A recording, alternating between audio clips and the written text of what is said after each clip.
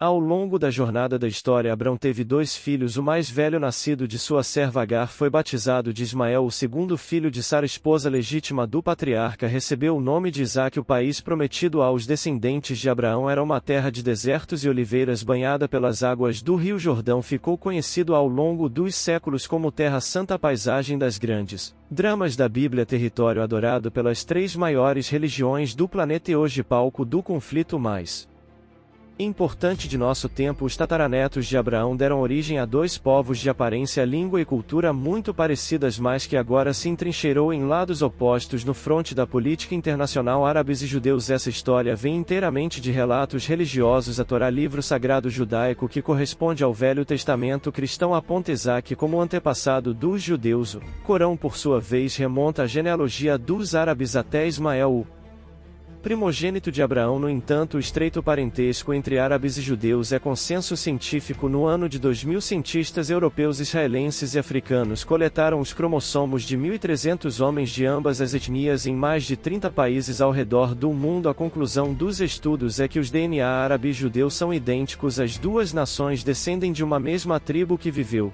em algum lugar do Oriente Médio por volta de 4.000 anos antes de Cristo. Muito antes de começarmos, confira o link no comentário fixado.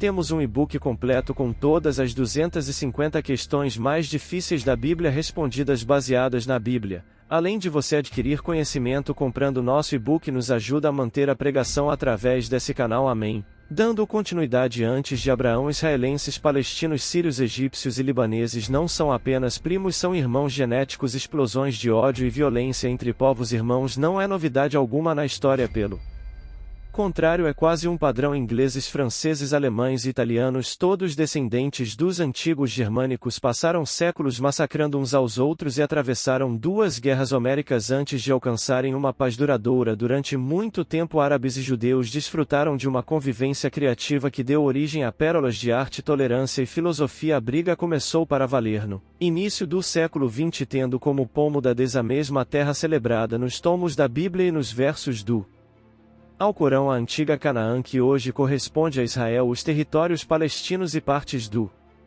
Líbano. A luta pela supremacia na Terra Santa estourou com a criação do Estado de Israel em 1948 e foi uma das peças mais importantes nas disputas estratégicas entre Estados Unidos e União Soviética durante a Guerra Fria. Hoje, anos após a queda do Muro de Berlim, a briga ainda não acabou. Ao contrário, ela define grande parte do quebra-cabeça geopolítico de nosso tempo. Ao longo dos últimos anos, árabes e israelenses atacam-se com fúria, retalharam com impiedade, apostaram alto, perderam muito e mancharam de sangue a Terra Santa. Ambos têm sua parcela de razão e erro e estão distantes da paz. Por volta do ano 2000 a.C., a Terra Santa era habitada por diversas tribos aparentadas que lutavam entre si pela posse de fontes de água e pasto para animais. Amoritas, cananitas, jebuítas, hebreus. Os últimos levaram a melhor em 1030 a.C., unificaram a região, criando os poderosos reinos de Judá e Israel sob a égide do mitológico rei Davi. Jerusalém virou a capital dos judeus e tornou-se uma das maiores cidades da época. No século I a.C., a região conhecida como Judéia caiu sob o domínio de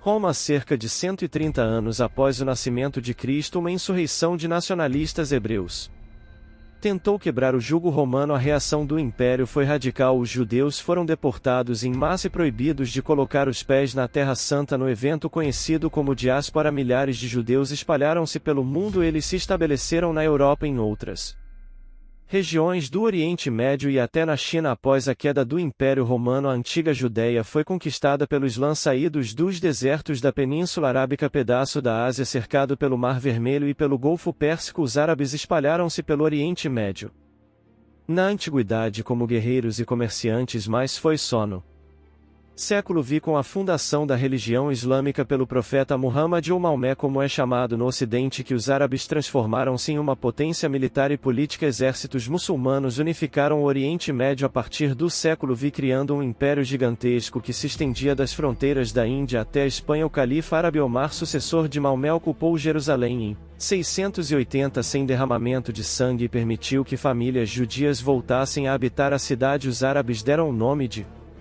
Junho de Filistim, a região que fica entre o Rio Jordão e o Mar Mediterrâneo, o que hoje equivale mais ou menos a Israel, a faixa de Gaza e a Cisjordânia. Durante a Idade Média, os judeus da Terra Santa viveram sob governo muçulmano. O convívio foi marcado por alguns surtos de perseguição e longos períodos de convivência pacífica. A partir do século XI, o poder do Império Árabe decaiu pouco a pouco. Os árabes e judeus do Oriente Médio foram subjugados por outro povo muçulmano, os turcos. No século XV, a região foi unificada sob o Império Turco-Otomano, com capital em Istambul, atual Turquia, que dominou a antiga Terra Santa até o final da Primeira Guerra Mundial. Os atuais conflitos no Oriente Médio são na maioria a consequência de um terremoto político e social que abalou o mundo no início do século XX. A queda do Império Turco-Otomano. Na época, esse estado imenso dominava uma bela fatia do Oriente Médio, o norte da África e o leste da Europa, incluindo as regiões que hoje formam a Síria, o Iraque, Israel e os territórios palestinos. Mas na metade do século XIX, o gigante turco já andava mal de saúde, tanto que os diplomatas europeus se referiam a ele como o homem enfermo do Oriente empobrecido. O Estado otomano entrou em colapso e pouco a pouco foi perdendo território para as potências europeias. A partilha culminou em 1919, logo após a Primeira Guerra Mundial. Os turcos, ali ao lado perdedor, o eixo formado pela Alemanha e pelo Império Austro-Húngaro, e perderam a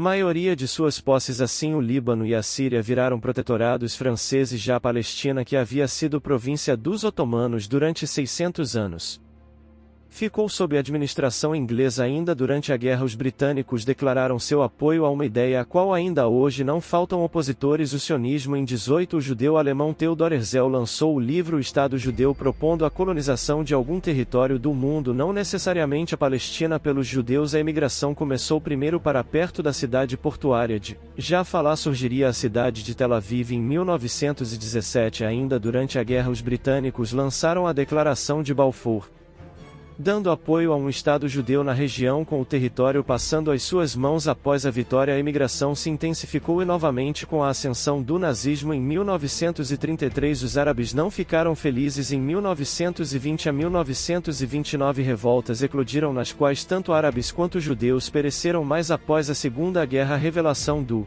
Holocausto fez a opinião mundial pender a favor da criação de um Estado para os judeus, o que aconteceu em 1947. Imediatamente, todos os países vizinhos declararam guerra aos judeus, que venceu dominando um território contínuo bem maior o que da proposta, e que se expandiria ainda mais em 1967 na Guerra dos 6 Dias, quando a faixa de Gaza foi tomada do Egito e a Cisjordânia da Jordânia. A Organização para a Libertação da Palestina declarou a independência em 1988, que foi reconhecida por Israel em 1993, rendendo um Prêmio Nobel da Paz em conjunto para o palestino Yasser Arafat e os israelenses Yitzhak Rabin e Shimon Peres. Acreditava-se então que aquela estava prestes a terminar. Doce ilusão em um mundo onde as tensões entre judeus e árabes sempre pareceram inquebráveis. É importante lembrar que a história nunca é uma linha reta e que o futuro ainda é incerto, embora o conflito entre judeus e árabes seja composto por uma lista de desafios. A esperança de um futuro melhor e mais pacífico continua viva. Os seres humanos têm a capacidade de mudar, de crescer e de aprender com os erros do passado. À medida que avançamos, é nosso desejo que a história futura possa contar uma narrativa diferente, uma em que judeus e árabes tenham encontrado um terreno comum onde a cooperação e o respeito mútuo às diferenças, uma paz duradoura, possa prevalecer. A chave para isso está em nossas mãos e juntos